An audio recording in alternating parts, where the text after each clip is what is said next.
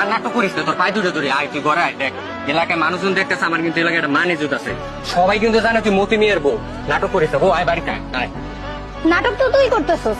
আমি এখন আমার ভাইগো বাড়ি যাবো, এরপর আমার বাইরেই তোর বিচার করবো। শুনবি না তুই আমার কথা? না, শুনবো না। এত দেমাক তোর, তোর যদি যাইতে তোর বাইরে বাড়ি, তাহলে তোর আমার লাশের উপরে দেখবি, আমার উপরে যা। ধুর। এত দেমাক। গায়ে হাত তুলেই দিলি তেলে, হ্যাঁ? এই তোর খান বংশের পরিচয়, ঘরের বড় গায়ে হাত তুলস।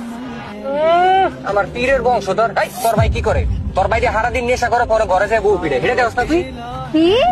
তুই আমার ফ্যামিলি নিয়ে করে দিলি? আরে মেয়ে এনে দাঁড়া দাঁড়া তামসা রাখতেছো, এনে একটা মহিলার গায়ে হাত দিতেছে। আমার ভাইটাও ফোন তো চালান লাগবে। বাসায় যা তুলি পরে বয়ে থাক।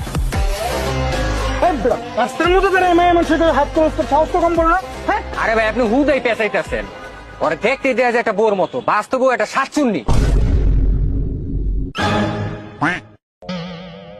এই রে, বেশি বলে লেলাম না আবার।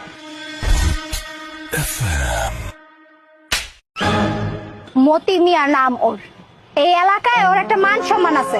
কলার ছাড়, ছাড় কলার।